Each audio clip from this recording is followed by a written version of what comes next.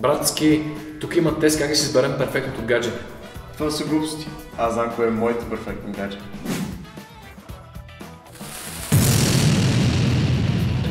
Знаеш ти. Виж, тук пише, че перфектното гадже трябва да те разбира и подкрепя. Аз бих добавил, че перфектното гадже трябва да е перфектно.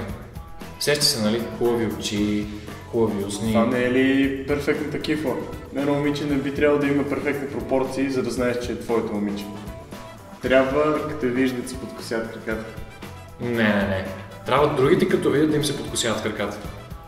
Сега се трябва да ти завиждат, че имаш най-готината мацка. Е по-добре другите да не изглеждат много. Все пак се някога според теорията на случайността, някой ще ги. Много надребно гледаш, братле.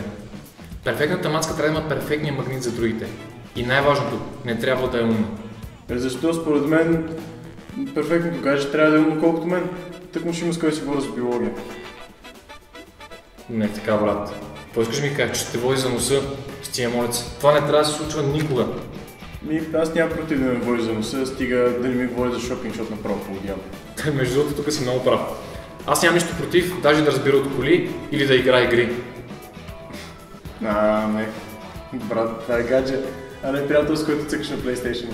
И какво? Вместо да се караме за глупости да ми бучи, може да цъкаме или ако не иска да играем, поне да си трая. И най-вече да не се цупи, защото ми е дошъл от гуша вече.